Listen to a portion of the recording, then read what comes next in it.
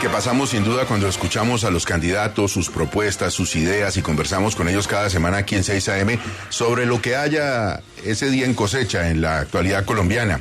Como ustedes saben, pues el candidato Rodolfo, el ingeniero, no quiso asistir a debates, entonces nosotros les dijimos a los dos, pues bienvenidos una vez por semana, Petro y Rodolfo, para que conversen con la mesa de 6 AM, para que los oyentes tengan información de cómo están viendo el mundo y lo que está sucediendo. El candidato Rodolfo, pues como no dijo que no iba a debates, tampoco ha cumplido con las entrevistas, pero pues el candidato Petro sí ha cumplido, aquí está. Doctor Gustavo Petro, muy buenos días, ¿cómo está? Buenos, tocayo, ¿cómo está usted? Bien, señor. ¿Cómo va la causa? Los oyentes, las oyentes, un saludo muy especial. La próxima vez que lo entreviste, ¿usted será el presidente de la República o senador? Bueno, quién sabe lo segundo. ¿Qué? ¿Lo primero lo tiene más fijo o qué? Yo sí creo. Bueno, nosotros no revelamos encuestas ni nada de esas cosas, pero yo sé que ustedes en la campaña miran privadamente encuestas, mediciones, tracking. Tracking es lo que ¿Cómo va eso, más o menos? Nosotros tenemos 3 de diferentes orígenes.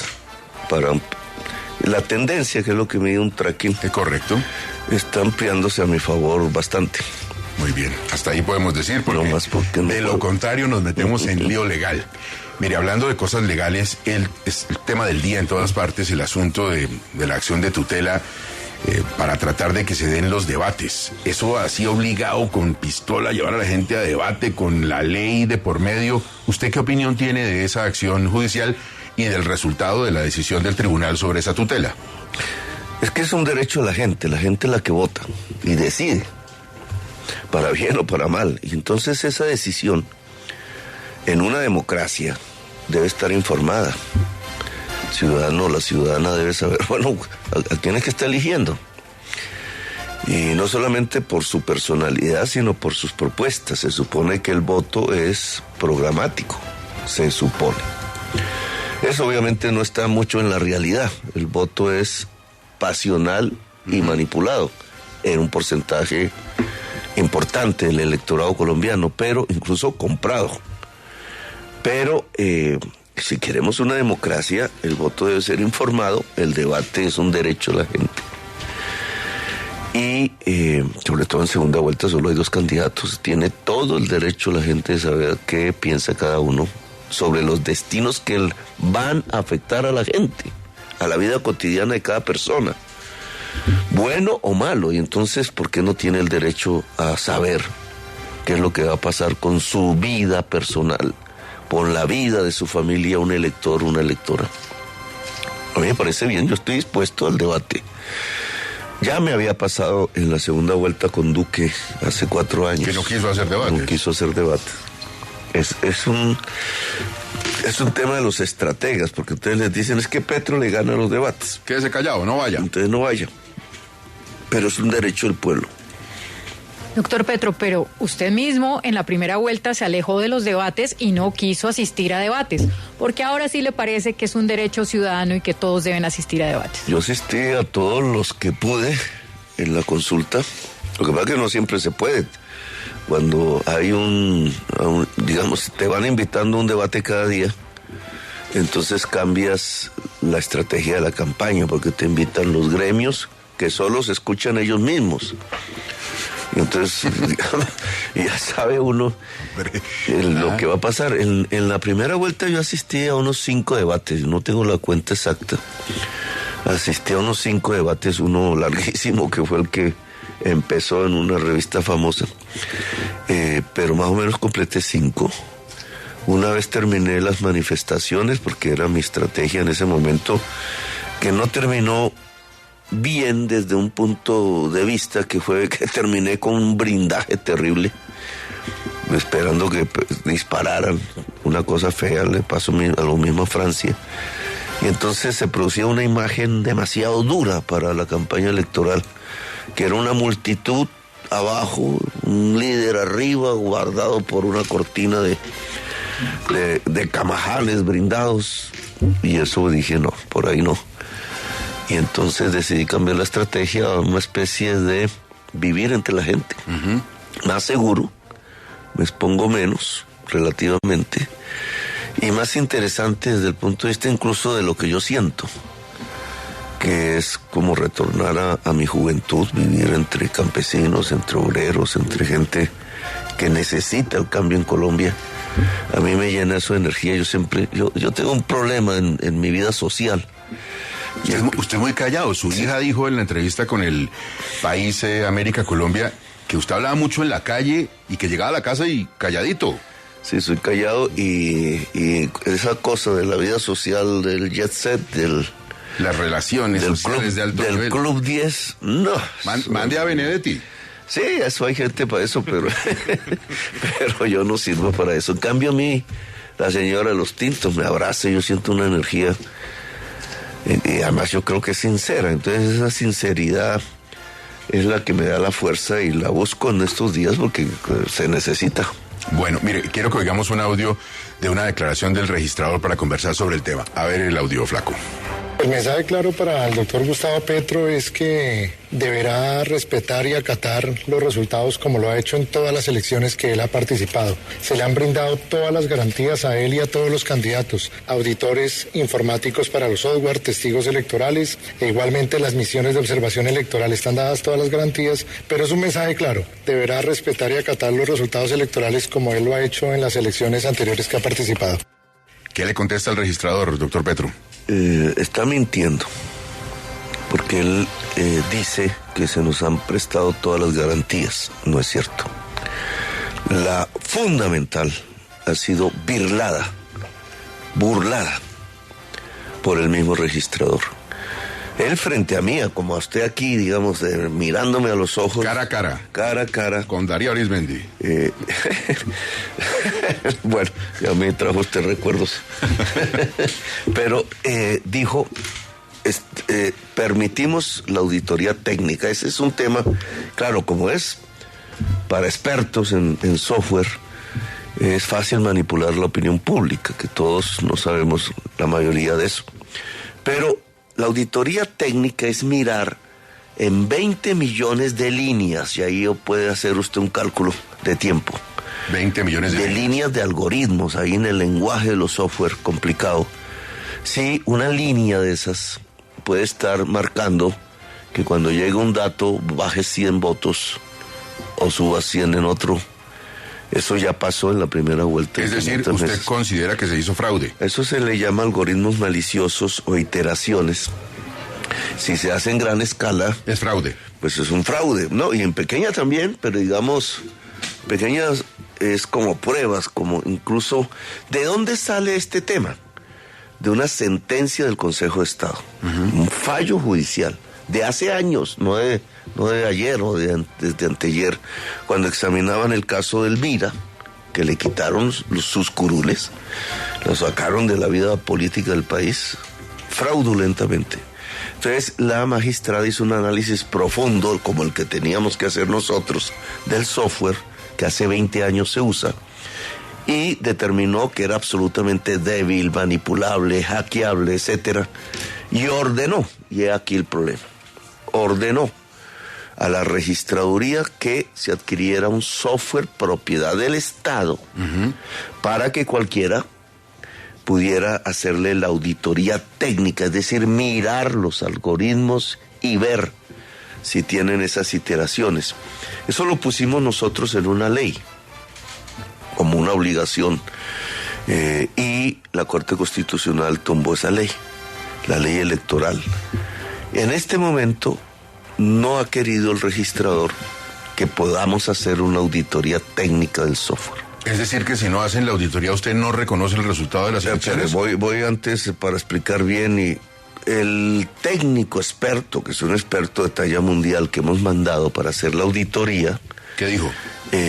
Cuando llega allá a las oficinas donde está eso, entonces dice, bueno, yo quiero ver los algoritmos, démelos. Eso desde hace 15 días, incluso antes de primera vuelta también. Y los funcionarios de allá le dicen, qué pena, doctor, pero como el software es propiedad privada, es decir, no es del Estado, ya hay un desacato de la justicia, es de una firma que se llama Thomas & Grech, que tiene ahí una subsidiaria que se llama Disproel, que tiene edificios un tanto clandestinos, para recoger los datos que llegan de las mesas. Pero ese software sí fue comprado por la registraduría. No lo compró, lo alquiló. Es un software arrendado. Ahí desacató. Sí, lo adquirió. La palabra es adquirió. Eso fue lo que dijo la registraduría. Cuando tiene eso arrendado, el dueño del software, que no es el Estado, sino toma sangre. No deja ver. No deja ver, porque dice que eso tiene, bueno, propiedad privada. Pero ¿y si no cambia eso en estos 4 días, qué va a hacer usted? ¿Reconoce o no el resultado? Entonces tenemos, decirlo, primero decirlo. Ok. Eso debe saberse. O sea, eso que acaba de decir el registrador ahorita que usted transmite es mentira. Es un registrador que miente. Es más, en esa reunión que estuvo frente a mí, la interrumpió abruptamente porque le llegó el otro candidato, que no dice nada, bueno, digamos cuando dice. O sea, estaba hablando con usted y lo despachó usted para recibir a Rodolfo. Se fue, me dejó sentado en la mesa solo y se fue. Y, ¿qué es el problema? Entonces nosotros no tenemos la garantía para decirle a la gente que es confiable, que ese software es confiable. En la primera vuelta detectamos una falla en 500 mesas donde automáticamente se nos subían 100 votos a Hernández y a nosotros nos bajaban 100. Automático. No era culpa de los jurados. Cuando eso pasa en diversas partes del país, no es un jurado que hace trampa, que eso lo hay también. Es algo técnico. Es el algoritmo. Entonces ahí hubo un ensayo, se lo dije de frente al registrador. Pusimos una demanda en la fiscalía al respecto, porque eso tiene que ser examinado. Ahí sí, pero ya a posteriori, forensemente, es decir, como la investigación de un crimen. ¿Qué podemos nosotros decirle al país en este momento? Ojalá decenas de miles de personas hoy, mañana, se inscriban como testigos serios, no de mentiras, para que podamos completar todas las mesas. Todos los testigos deben hacer no solamente una mirada sobre lo que pasa en la mesa, si está mal, pues hacer la reclamación, sino que debe cotejar lo que pasó en la mesa con lo que publica la registraduría en las fotos de los formularios C14, que son los resultados de mesa. Si lo que pasa en la mesa no es lo que está publicado, la empresa del software está actuando. ¿Y usted no reconocería las elecciones? Entonces, no, pues eso se informa, porque entonces hay un proceso que es el escrutinio. Entonces, en esto, primero que todo, Gustavo, hay que quitarse de la cabeza lo que ciertas mentes uribistas están tratando de impulsar, porque ellos solo piensan la política a través del miedo y la mentira. La única manera como han logrado mayorías electorales es a partir del miedo y la mentira. Entonces, no, que es que vamos a incendiar el país, no, con mucha tranquilidad. Vamos a usar los mecanismos de ley, impugnar las mesas para contar los votos, de nuevo, bajo la mirada de los jueces. Eso es lo que llama el escrutinio. Doctor Petro, perdón, pero usted lo que está diciendo es que si este domingo usted no gana, no lo va a reconocer inmediatamente y va a pedir un reconteo o impugnación o lo que sea. No va a reconocer. Señora periodista, es que eso es lo que, y no es que te quiera criticar ni nada, pero ¿qué es el sesgo? Yo no acabo de decir eso. Si yo no gano transparentemente, pues lo reconozco como siempre lo he hecho. Pero usted está diciendo no hay la mayoría del software, no hay, está diciendo que no hay transparencia. No hay transparencia, eso es diferente. Y tenemos unos mecanismos de control.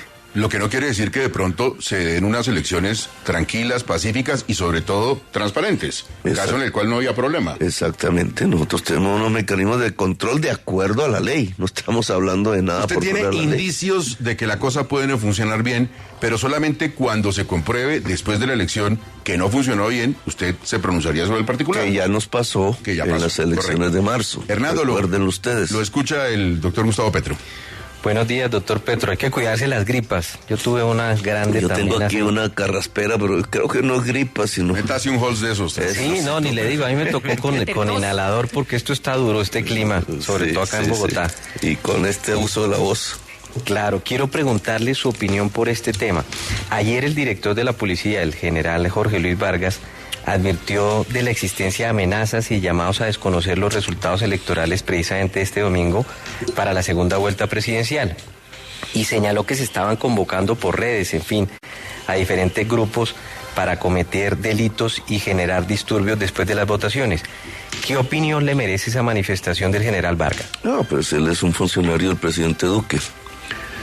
Y realmente, pues lamentablemente ha puesto muy al servicio de los intereses políticos la institución policial.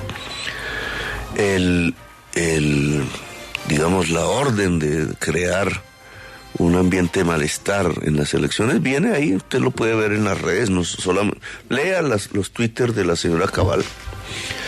Entonces, como ellos van diciendo que es que nosotros queremos incendiar el país, cosa que no vamos a hacer, entonces necesitan que ese ambiente se produzca, porque es el ambiente del miedo. En el ambiente del miedo ellos ganan. Y como hay 5, 6, 7 puntos de diferencia, pues quieren producirlo, el miedo y la mentira, ojo. Entonces el ambiente lo profundiza el señor de la policía persiguiendo jovencitos. Es lo que han hecho en este último año. Esa no es la función de la policía. La función de la policía es preservar los derechos y las libertades de la gente. Sí, pero doctor Petro, los derechos de todos, de los que protestan y de los que no protestan y quieren estar en su casa. Y la verdad es que el último paro, usted sabe que fue bastante violento en algunos lugares, en algunas ciudades de Colombia. Y yo me acuerdo que en alguna entrevista que le hice a usted hace mucho tiempo, soy Vanessa, usted me dijo que la respuesta siempre eventual a un no triunfo suyo iba a ser las calles. Y vimos 4 años de protestas en las calles. Si usted no gana estas elecciones, ¿la respuesta será la misma? A ver, Vanessa, tú estás echándome la culpa. No, yo no le estoy echando la culpa, no, le pues estoy preguntando. Acabas de decir. No, señor, le estoy preguntando porque a usted le gusta la calle, a usted le gustan las protestas. Pues claro que me gusta la calle, pero eso no significa que el estallido que usted vio hace un año lo haya motivado yo. Además, porque ni siquiera estaba en Colombia, le quiero advertir. Pero al principio sí lo apoyó abiertamente, ¿o no? Eso es diferente. El estallido tiene que ver con una circunstancia.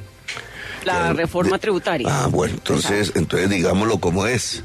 A un señor ministro de Hacienda, con su presidente, porque esa decisión no la tomó solo, deciden, cuando está aumentando el hambre, y no es sino ver las estadísticas del hambre, ponerle impuestos a la comida. Y hace estallar la sociedad. Ellos, no nosotros. ¿A quién se le ocurre ponerle impuestos a la comida cuando estamos al borde de una crisis alimentaria? Explíqueme eso. Digamos, incluso a hasta Uribe le hubiera pasado que no lo hace, pero esto sí lo hicieron.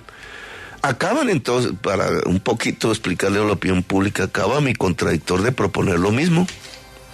El estallido social. Cuando mi contradictor de la campaña dice que va a pasar el impuesto del IVA, y aquí se aprovechan un poco de estos terminejos, que es impuesto al valor agregado, es decir, a lo que se le agrega en el precio, a los costos de producción de un producto. O sea, como decir, el proceso de transformación de un producto. A ver si me explico. Cuando el 19% es sobre el IVA, es menos que cuando se pone 10% sobre la venta total. Porque el IVA va a una parte del precio y el impuesto de ventas va a todo el precio.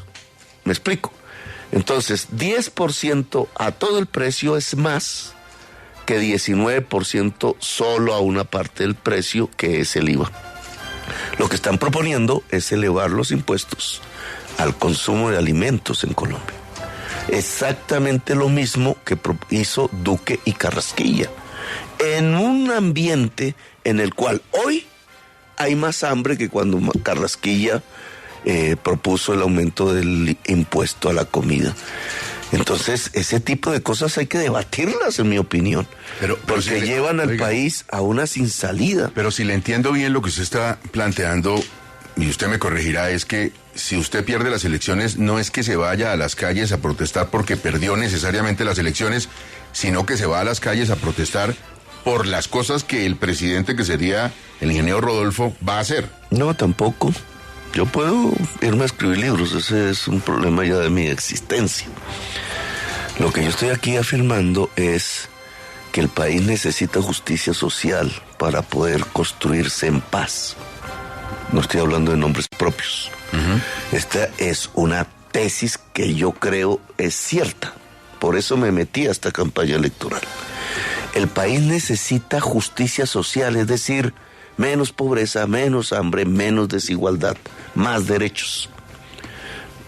Si no hace eso, la violencia se profundiza, porque no es que va a estallar, ya existe, viene creciendo. La violencia se profundiza porque no somos capaces de pactar las posibilidades de que esta sociedad tenga más justicia. Mi presencia en esta campaña y la posibilidad de ganar tiene que ver con ese camino, con el camino de construir a través de un consenso, de un acuerdo nacional, las reformas que permitan que haya más justicia social. Lo he dicho a lo largo de estos meses: pensiones, derecho de los jóvenes a educarse en una universidad, una salud que llegue al hogar incluso más remoto de Colombia, una relación laboral que permita que no echen a una gente trabajadora a los 2 meses de empezar a trabajar, sino que haya estabilidad laboral. Esas medidas son las que construyen la paz. Ahora, en la contraparte, porque se genera pues la lucha, porque eso no sea así, pues han pasado varios personajes, pero está el sector de la sociedad que cree que plomo es lo que hay, ¿cierto? Que cree que el país no necesita reformas sociales, que eso sabe a comunismo, que eso no sé qué, que eso es castroschavismo, se inventa sus propios cuentos mentirosos y termina conduciendo al país, como viene sucediendo, a una sin salida. ¿Plomo es lo que hay? Pues miren lo que hay. Ya el país está en buena parte en manos de las bandas multicrimen. Te doy, ¿cómo es que dicen? En la cara, Bueno, o le pego su tiro, no sé qué. Pues hermanos, hermanas, por ese camino nos matamos aquí todos. Nos estamos autodestruyendo como nación. Si el gobernante dice eso, ¿qué pasa en la base de la sociedad? Muertos y muertos y muertos. Si es que ya lo vivieron nuestros abuelos a mediados del siglo XX por una camiseta roja o una azul. Ese no es el camino de Colombia. Ahora, si Colombia decide que seguir en ese camino, porque llevamos un siglo de violencia permanente, nos parece que es normal. Pues si ese es el camino de mantener las cosas como están, pues lo que viene es más violencia, plomo es lo que hay. Doctor Petro. Eso es lo que dicen ellos. Yo lo que les propongo es otro camino. Sí. ¿Y por qué no pactamos unas reformas que garanticen más justicia social y empezamos una era de paz? A propósito de esas reformas, doctor Petro, mucho se ha hablado, escrito, especulado incluso sobre su propuesta con la tierra improductiva. Se lo quiero preguntar de la manera más simple posible. Una persona que tenga una tierra improductiva en algún lugar de Colombia, que la tenga así porque sí, no quiere cultivarla, porque le parece que es bonito para mirarla, por lo que sea, ¿qué le va a pasar a esa persona con esa tierra en su gobierno? ¿Qué es lo que se propone de manera muy sencilla? Sí, pero tienes que agregarle a esa pregunta 2 elementos. A ver. El tamaño. Sí, el latifundio. ¿Qué se considera latifundio? Estamos hablando de una finquita donde sembraste rosas, porque eso tiene que ver con otras cosas. Estamos hablando del latifundio. Y en tierra fértil. No en cualquier lugar, no es en el páramo, no es en la altillanura donde las tierras no son tan fértiles, no es en el desierto, no es en la montaña, es en tierras fértiles planas que son las óptimas para producir alimentos. Y entonces esas tierras tienen una función social, dice la Constitución, incluida la Constitución de 1886. Producir. Pero perdón, ¿a partir de qué tamaño se considera el latifundio? Entiendo que en Colombia no está establecido tampoco esa cifra del latifundio. Pues depende de la fertilidad de la tierra, porque es que no es lo mismo que tú tengas 50 hectáreas en la sabana de Bogotá a tener 1000 hectáreas en la altillanura. Los 50 hectáreas en la sabana de Bogotá te dan más capacidad de producción que las 1000 en la altillanura. Bueno, pero partamos de la base de que es un latifundio, de que es grande, de que está... Eso técnicamente... ¿Qué pasa ahí? Eso técnicamente, y desde hace décadas, la institución agraria del país, pública, lo llama UAF, unidades familiares, digamos, que a través de la fertilidad de la tierra, pues miden cuál es una extensión donde una familia puede sostenerse, la UAF. Bueno, lo que nosotros estamos proponiendo es que la tierra fértil en Colombia produzca alimentos. Y entonces tenemos unas políticas de estímulos para que se produzcan alimentos. La producción de alimentos debe gozar de especial protección del gobierno, más en tiempos del hambre mundial, que es lo que viene, ya se está produciendo. Y esa especial protección tiene que ver de protegerla del comercio internacional cuando es agresivo, como en el caso del maíz, de ayudar a los productores a producir, y eso implica créditos baratos, créditos que la tasa real de interés sea cero, la real de interés, ojo. Eso implica que pueda haber una transferencia de saberes y conocimientos a partir de que la universidad pública se expanda. Pero para hacer todo eso, el Estado tiene que recuperar esa tierra. ¿Quitarla de manos de las personas o no? O incrementar el impuesto de manera que la persona tenga que venderla. ¿Cómo es en la práctica? Estamos hablando de los estímulos. El que va a producir es la persona, no el Estado. El Estado jamás ha sido un buen productor de alimentos. O sea, el Estado le respeta la propiedad de esa persona, pero tiene que producir alimentos. Exacto. Entonces se estimula la producción de alimentos. Se estimula. Pero la tierra sigue siendo propiedad de esa persona. De esa persona. Si la persona se niega, doctor Petro, si dice, no, a mí no me interesa porque yo no conozco de ese negocio. O no tengo plata para ponerla a producir en este momento. Pues la plata se la entrega al gobierno. Esa no sería la excusa. Porque para eso estoy hablando del crédito barato. Y de la protección del comercio internacional. Incluso hemos hablado de la compra de cosechas, sobre todo ahora. Todo menos expropiación, es lo que le estoy entendiendo. Sí, es exactamente, la expropiación no es el instrumento para hacer la reforma agraria, porque tú también puedes tener, como gobernante, una política de desestímulos a la improductividad. Los impuestos, por ejemplo. Por ejemplo, que es el predial. Sí.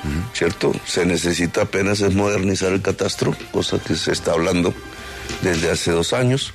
O puedes tener una política en donde generas un distrito de riego, que es una obra pública que pasa por la propiedad privada de las personas, porque son canales de agua. Sacas el agua de los ríos, los vas llevando a través de una gran zona y cobras la valorización, pero en lugar de cobrarla en dinero, como se hace en las ciudades, la cobras en tierra, y esa tierra la pones a gente que quiera producir esa tierra, y vas mejorando los niveles de producción y de productividad de alimentos en las tierras fértiles de Colombia, que hoy están literalmente desocupadas. Doctor Pedro, quiero preguntarle por los militares. Vimos su carta a los policías hablando de cuáles son los beneficios que van a tener, y ha habido mucho ruido en lo que sería su relación en su gobierno con los militares. ¿Ya ha pensado en un ministro de defensa? Han sonado nombres, gente que ha dicho públicamente que no quiere, que no le interesa. ¿Cómo va ese tema de conseguir ministro de defensa? Ahí está Vargas Lleras si lo necesita. Yo he hablado con Vargas Lleras, no voy a decir que no. ¿Cómo le fue hablando con Vargas antes de que entremos a lo del ministerio? No, más bien, digamos, como, bueno, las cartas sobre la mesa, ¿usted qué va a hacer? ¿Yo qué voy a hacer? Él tiene una visión de la tributación, de la reforma tributaria muy diferente a la mía. ¿Pero tienen puntos en común? ¿Los han encontrado en esas conversaciones? Es que mirando este tema agrario a propósito, ahí hay puntos en común. Porque el abuelo de él fue el último presidente que hizo reforma agraria en Colombia. No de mentiras, bueno, pero al final todo eso, Pastrana padre lo acabó.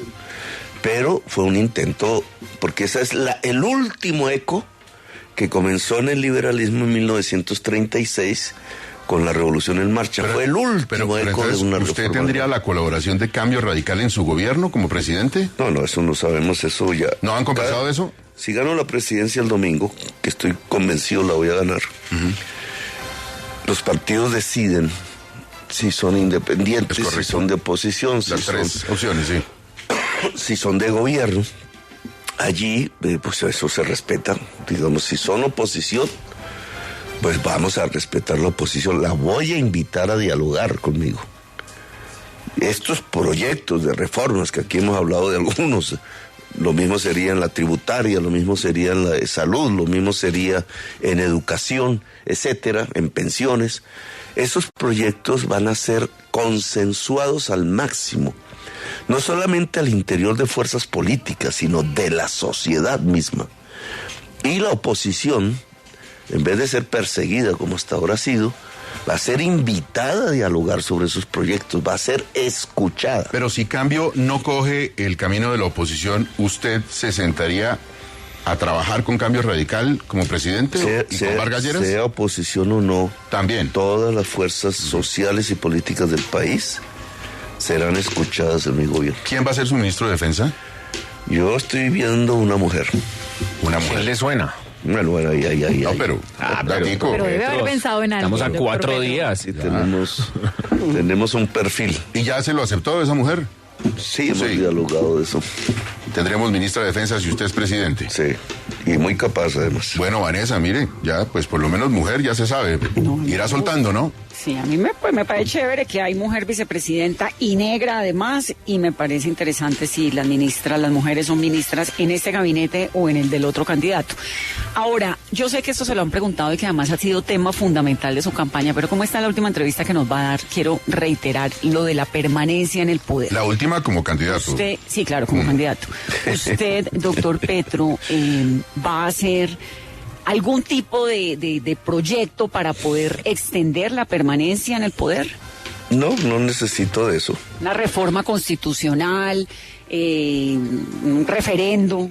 Mira, la sociedad colombiana va a ver por primera vez en siglos un gobierno progresista al frente de sus destinos. Nunca ha tenido esa experiencia las generaciones de hoy, ni siquiera las más antiguas, porque siempre han gobernado los mismos. Entonces, esa experiencia de 4 años breve en el tiempo histórico, por lo cual me tengo que comprometer a trabajar intensivamente,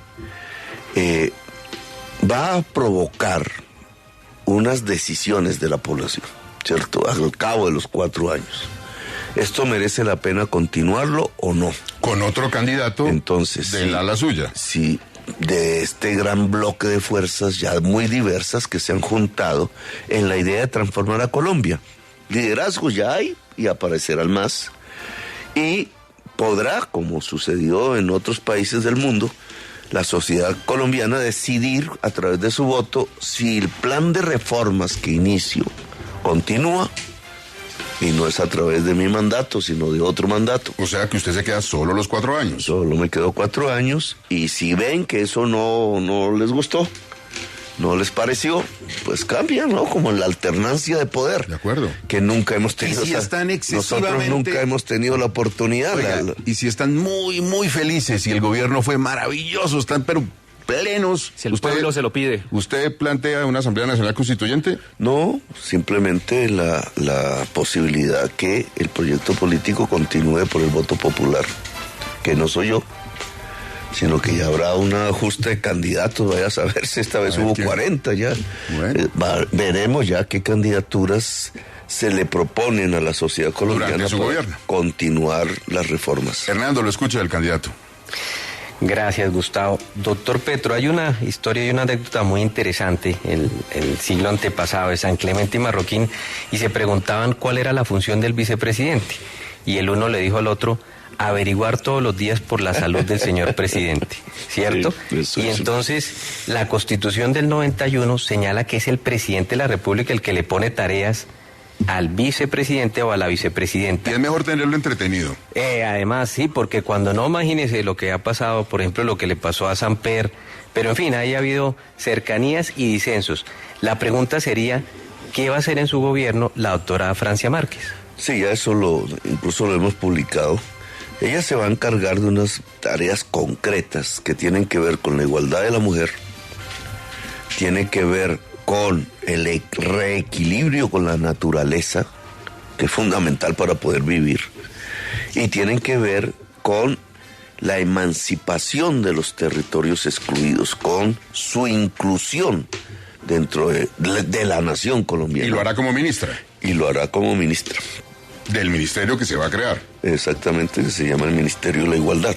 Ministerio de la Igualdad. ¿Qué opinó de la anulación del plan de ordenamiento territorial? Usted es una fuerza importante en esa decisión también. ¿Su partido? A mí me pasó lo mismo. Ha sido muy difícil cambiar el POT de Peñalosa, que ya cumple 2 décadas, que se hizo sin saber qué era el cambio climático, la crisis climática, el reequilibrio con la naturaleza, a propósito, los nuevos modos de transporte que tratan eléctricos de no contaminar, de no producir CO2, las nuevas modalidades de la vivienda, la posibilidad de hacer vivienda de interés popular en el centro, por ejemplo, o en la combinación de usos del suelo, etcétera, etcétera. Todos estos temas hace tiempos pues no se pueden debatir en Bogotá porque tumban los planes de ordenamiento territorial. Se mueve un interés ahí de un sector de la Junta de Camacol que hace mal los cálculos para los constructores y los lleva a permanecer en un statu quo que la ciudad de Bogotá no merece, porque ha crecido, porque necesita unas soluciones que no se dan. Yo tenía unas divergencias con el POT, de Claudia, por ejemplo. No creo que se trate de tachonar la ciudad con Transmilenios.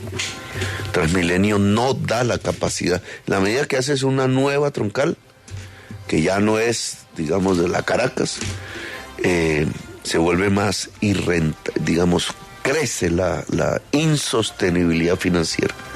Cada vez tienes que dar más plata pública para sostener la operación del transporte. Entonces, ¿qué gracia tiene sostener 13 empresas privadas ganándose un billetal? Lo que habría es una concertación del presidente Petro con el alcalde de turno para un nuevo POD, o la alcaldesa. No, porque el POD es un asunto puramente local. ¿Usted no se metería en eso? No se puede. Okay. Es puramente local y es una decisión del consejo y ya, exacto. Y de la alcaldía, bueno, y eso tiene ahí una instancia. Pero, ¿se alegra de que haya quedado suspendido?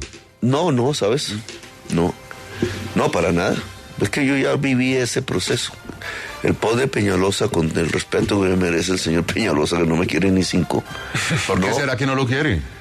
Porque yo ataco la idea de que la ciudad de Bogotá se supedita al interés de los especuladores inmobiliarios, que la hacen crecer de manera insostenible, y de unos propietarios de los buses, que son 13, sí, que no permiten pasar a modos modernos de transporte. Oiga, doctor Petro, ha generado mucha inquietud el hecho de que usted diga que todavía piensa revisar el proyecto actual del metro. Ya hay gente trabajando, ya están los huecos, las obras están andando y a la gente le preocupa que llegar usted al poder se frene este tema. Lo único que he dicho es que voy a pedir los estudios de diseño del metro. Solo quiere mirar. Pero que si no le gustan... No, es que eso no es un problema. Ese también es una decisión local, ¿no? ¿Pero usted no los ha visto ya? Pero el gobierno nacional sí pone plata. ¿Usted los ha visto? No, yo no. Casi toda la plata. Pues esa es la pregunta que hay que hacer. ¿Y si los ve y no le gustan?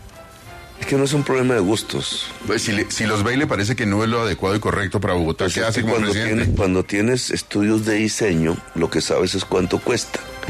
El gobierno nacional debe saber esa cifra porque va a cofinanciar por 70% de recursos nacionales el metro. ¿Cuánto cuesta?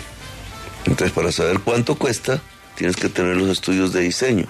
Yo lo que estoy preguntando es dónde están los estudios de diseño para saber cuánto cuesta. Pero si ya incluso están poniendo la plata para la segunda línea, ¿no es mejor dejar que funcione esta y tal vez mejorar a su gusto la segunda? Lo mejor es no enredar a la gente con frases que no son tan ciertas. La segunda línea es la extensión de la primera, que es Azúa, que siempre contemplamos, porque es la línea más rentable, que incluso se puede hacer a escala mundial, competiría con la de Hong Kong y la de Santiago de Chile. Es una herradura. Sale de Kennedy Bosa y llega al centro y se va hasta Suba. Pero esa primera línea, que a un tramo le dice segunda, bueno, eso es lo de menos. De todas maneras necesita estudios de diseño, como ya los habíamos hecho en mi alcaldía, y están presentados y dieron un valor, y ahí quedaron. Entonces quedaron porque el siguiente alcalde no quiso continuar el proyecto. Ahora se trata de saber cuánto vale, porque si no la nación, ¿cómo da la plata? ¿Cuánto vale? Entonces, para saber cuánto vale, hay que saber qué dijeron los estudios de diseño para ese valor del metro. En este caso, el proyecto de metro elevado de Bogotá. Hasta ahora yo no he tenido esa respuesta. Pues si usted, Gustavo, me la averigua. Si me los mandan, yo se los muestro. Me la pasa de inmediato y entonces nos vemos. Y se los muestro a Vanessa también. Y a Vanessa y a toda la sociedad. Doctor Petro, si usted el domingo gana, ¿cuál será el papel de Roy Barreras, por ejemplo, y de Benedetti en su gobierno? De Roy, pues el que ya le hace. Senador. Sí, es senador. Sí, pero Roy senador, ¿y después qué? Pues senador. Roy senador. Tiene un mandato de 4 años ahí como senador. Entonces, Congreso. ¿Y Benedetti y Prada? No tengo ni idea que se grade. Benedetti anda por ahí, vamos a preguntarle. A ver. Está por ahí, sí. Benedetti y Prada. Benedetti tiene que asumir sus procesos, ¿no? Y ya veremos, pues, si pero sale ¿podría ser candidato a la alcaldía de Bogotá, Benedetti? No, pues, ¿eso de dónde salió? No, pregunto, mucha gente lo comenta. No, bueno, esos son comentarios. ¿Pero no le suena? Pues no había pensado en una cosa similar, porque primero debe resolverse los procesos judiciales. ¿Y están muy delicados esos procesos de Benedetti? Pues hasta ahora, digamos, están menos delicados que los de mi contrincante Rodolfo. Todo el mundo envainado. ¿Y Prada? Los de Rodolfo están muy berracos. Mientras Benedetti resuelve sus problemas y el ingeniero también, Prada, ¿qué haría? No tiene ningún problema. Yo sí quisiera tenerlo cerca de mí en el mandato, porque Prada ha demostrado mucha ecuanimidad en este. Yo no lo conocía bien, digamos, nunca había trabajado conmigo. Él se ha movido en otras fuerzas políticas, digamos, pero lo que yo he conocido de él es mucha ecuanimidad para manejar, pues, asuntos que me parece que sería importante de cara a un gran acuerdo nacional. ¿Ministro del Interior? Para hablar de acuerdo nacional, en este momento no hablemos de nombres. Tenemos el mejor equipo económico para asumir las tareas de la política económica del gobierno.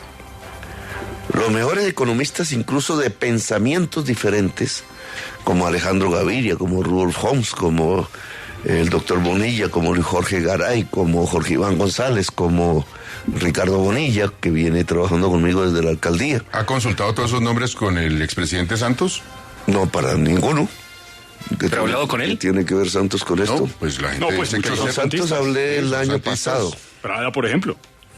Prada está en su libre albedrío. Pero este equipo económico más las personas que vamos a dedicar a la tarea de construir un acuerdo nacional, que necesitan ecuanimidad, que necesitan capacidad de consenso, van a buscar ante todo que las reformas políticas que el candidato Petro ha propuesto y que se han discutido públicamente, unas más, otras menos, logren el mayor consenso posible entre las fuerzas de la sociedad colombiana y al interior del Congreso para que se vuelvan realidad cuando tienen que ver con reformas de ley. ¿El día de su posesión estará invitado el presidente de Venezuela? No he pensado en eso. ¿Pero quisiera invitarlo? ¿Le suena? En el día de mi posesión el presidente es Duque. No. El que invita es Duque, sí. O no invita. El posesionado... Pero a usted le dan unas sillitas ahí, ¿o no? Solo actúan. Unas calcomanías para el carro y todo eso. Cuando dejé la alcaldía de Bogotá ni me invitaron. Pero conversaría con el presidente de Venezuela una vez se posesione. No, se van a restablecer las relaciones diplomáticas. Eso lo he hablado públicamente. ¿Por qué? En primerísimo lugar, para restablecer los derechos humanos en la frontera. Hay mujeres que están siendo violadas a diario. Es un cruzando las trochas, bueno. Por cuestiones humanitarias, La digamos. crisis económica se profundizó simplemente por cerrar esa frontera. Las mafias se han adueñado prácticamente de la frontera colombo-venezolana. La liberación de sanciones que se está, digamos, presentando, que le permite a Venezuela exportar petróleo, nos permite a nosotros, si la aprovechamos, volver a recuperar el mercado de exportación de productos industriales a Venezuela, que lo teníamos y bastante elevado. Eso es fundamental para la economía colombiana. Yo le voy a poner solo un ejemplo. Viviendo ahí en Vélez un ratico, en el sur de Santander, que es la industria del bocadillo. Sí, señor. ¿Cierto? O ahí un poquito más al norte, en Suaita, que es la industria la panela. Pregúntale a ellos, bueno, ¿y dónde vendías la panela? Bueno, iba la mitad iba a Venezuela y se quebró. Por no hablar de los vehículos, las ensambladoras y todo lo demás. Porque vamos a desaprovechar eso. Ahora, eso implica un diálogo diplomático, ¿cierto? Y ese diálogo diplomático que incluso hoy mantiene Estados Unidos y Rusia, a pesar de todo, ese diálogo diplomático debe, desde el punto de vista colombiano, presionar una solución de pacto social en Venezuela, de pacto político en Venezuela, es decir, de diálogo pero un momento, político. Para restablecer plenamente las relaciones diplomáticas, el presidente Maduro tendría que comprometerse con usted, el presidente Petro, a hacer unos cambios en Venezuela. Pero yo no quiero que hayan presos políticos en América Latina. ¿Y se lo va a pedir? Obvio. O sea, en Venezuela hay presos políticos, sí. Pues es que todo esa esa es la realidad. Digamos, allá cogieron todos esos muchachos que salían en manifestaciones a presos. Ahora, Lo que pasa es que aquí también. Yo le entiendo. Pero digamos, el presidente Petro no quiere presos políticos simplemente porque se proteste, se quieren cambios, se quieren transformaciones de una sociedad determinada. Perfectamente lo del restablecer las relaciones diplomáticas por términos de economía, por términos de derechos humanos, por la situación que se vive. Pero, por ejemplo, las relaciones con Cuba, que no es un aliado económico y no tenemos ningún drama humanitario, ¿van a ser buenas en su gobierno con Cuba o no? Existen, ¿no? Yo respeto los protocolos, los protocolos que firmó el gobierno Santos. ¿Por qué? Porque los protocolos nos permiten reiniciar los procesos de paz y poder establecer en el corto plazo una paz integral en Colombia. Ese es un objetivo que quiero profundizar en el país. Mi gobierno hará trizas la guerra, no hará trizas la paz. ¿Usted le va a hacer la guerra a la guerra? Le voy a hacer la guerra a la guerra. De mí nunca escucharán una frase como plomo es lo que hay, te pego un tiro no sé qué, te doy en la cara no sé qué. Aquí comienza un gobierno de paz, donde nos podamos entender como seres humanos que somos. Doctor Petro, una de las, consecuencias o hechos que quedaron de los famosos videos de los que usted ya tanto ha hablado es que por lo menos durante unos meses en su campaña fue asesor un señor que está prófugo de la justicia ecuatoriana, que se llama Vinicio Alvarado. Usted ha manifestado en distintos momentos de su vida política que la libertad de expresión es muy importante, y al señor Alvarado y a su hermano Fernando los acusan en Ecuador de ser los autores de leyes de comunicaciones, de leyes que llamaron leyes de censura. ¿Ese señor Alvarado sigue en su campaña?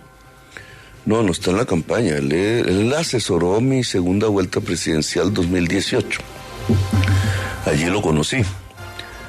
Lo que sentí de él es un gran publicista.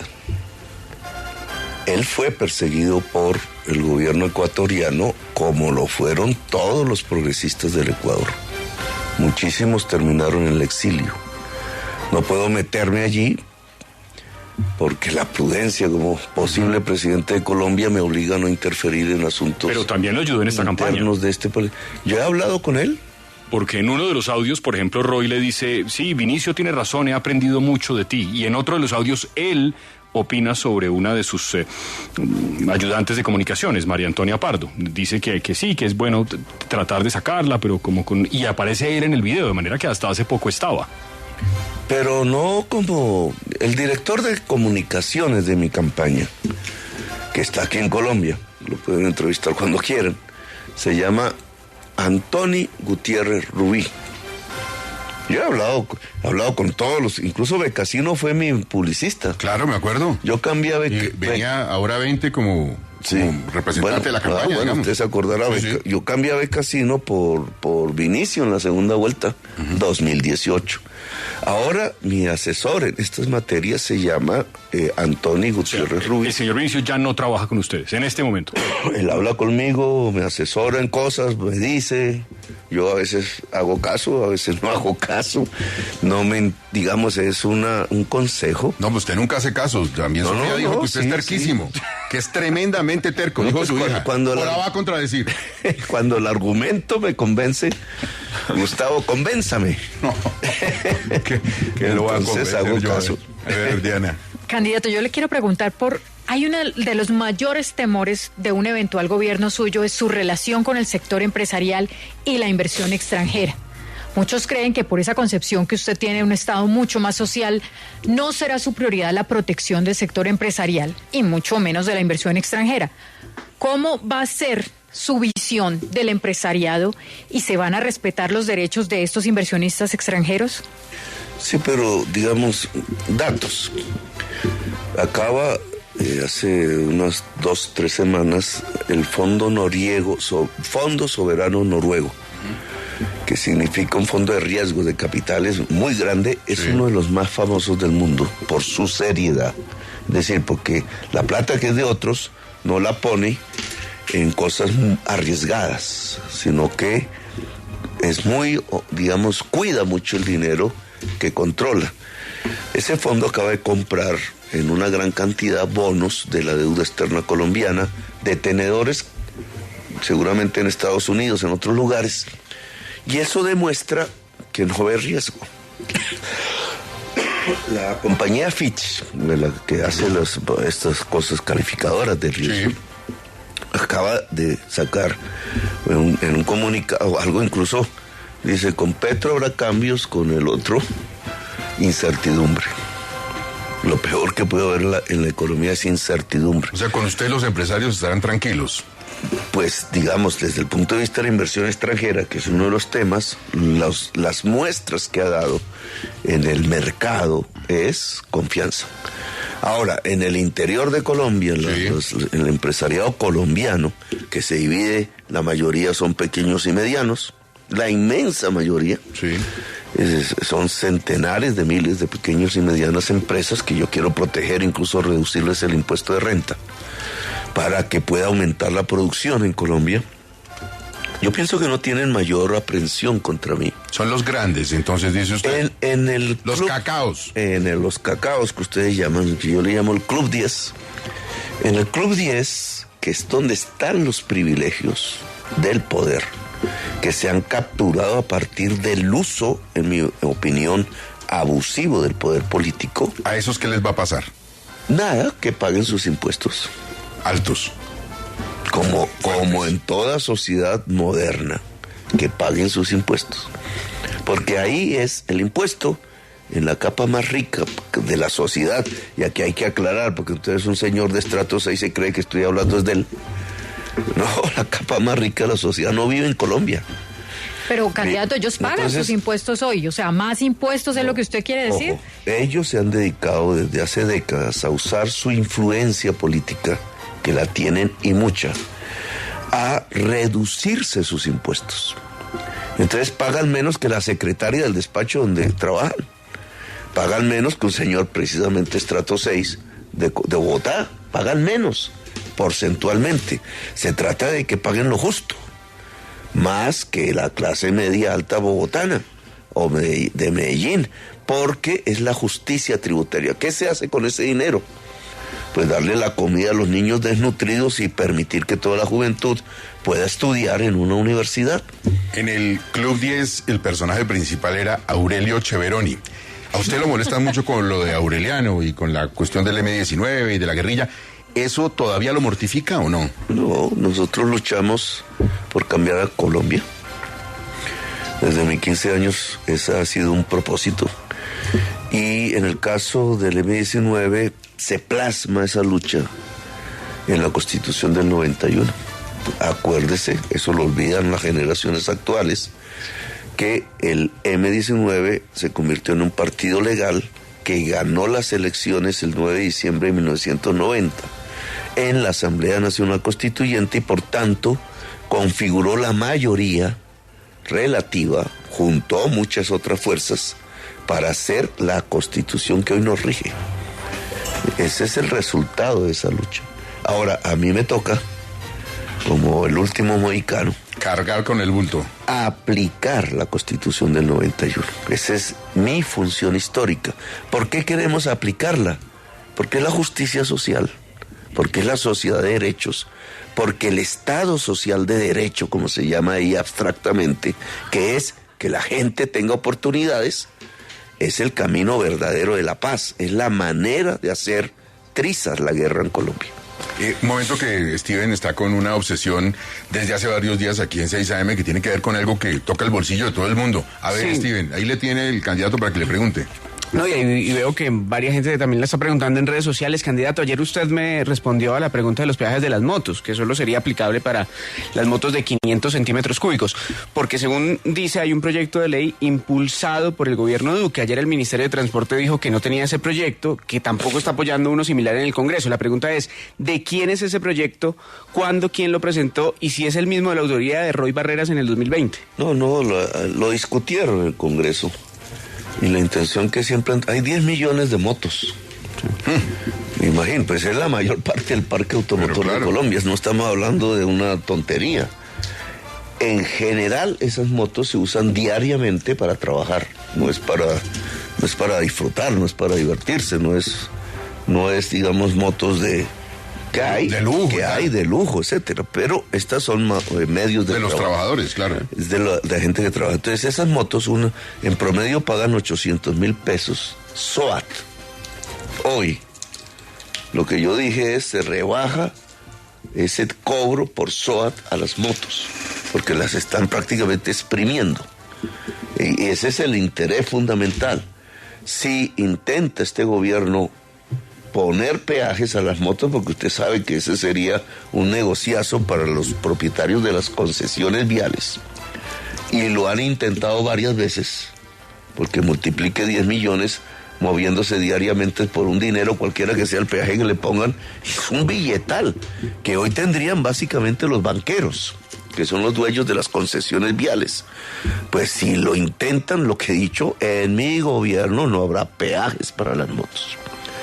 Y hay un tercer elemento que escribí, y es el intento, digamos, ayudar a que la moto hoy de gasolina pueda transitar hacia la moto eléctrica. Para eso tiene que haber ayudas del gobierno, porque es un tema ya que tiene que ver con la crisis climática que hay en todo el planeta. Entonces, esos son los objetivos.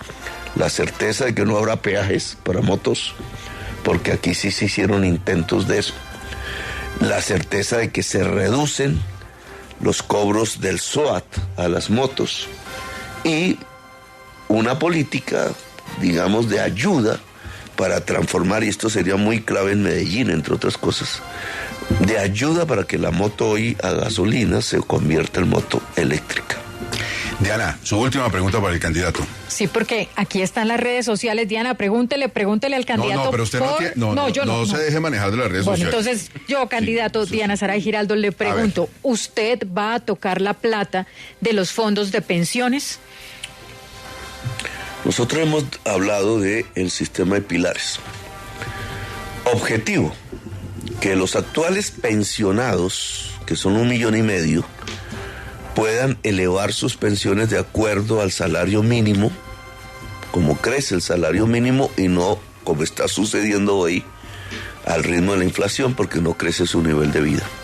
Estamos condenando a los pensionados a deteriorar su nivel de vida en el tramo final de su existencia. Y segundo, a que 3 millones de viejos y de viejas hoy que no tienen nada, o les dan una limosna de 80,000 pesos, puedan tener medio salario mínimo de pensión y cubrir la totalidad de la tercera edad en Colombia.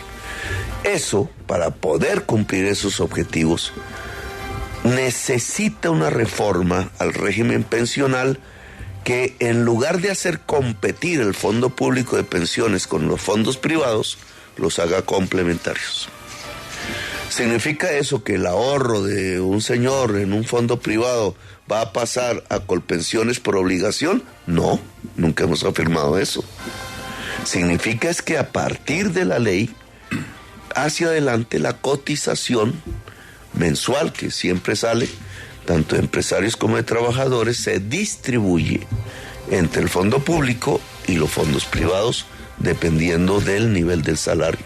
De esa manera, con esa reforma, haciéndola así, se puede garantizar que los pensionados actuales puedan crecer sus pensiones al ritmo del salario mínimo, y la inmensa mayoría de la tercera edad que hoy no tiene pensión puedan tener medio salario mínimo de pensión. Candidato, como periodista, le agradezco el haber atendido la invitación de 6 AM durante las 3 semanas según lo pactado, que no lo hizo el ingeniero Rodolfo. También a él, pues, verá y toma sus decisiones. Ya está grandecito, como dicen. Le deseo a usted unas muy buenas elecciones y que las tengamos todos los colombianos con orden, con respeto y sobre todo con transparencia. Bueno, que le vaya muy bien. Muy amable, ahí vamos a gobernar a Colombia hacia la paz. Recuerde, de lo que se trata es de hacer trizas la guerra.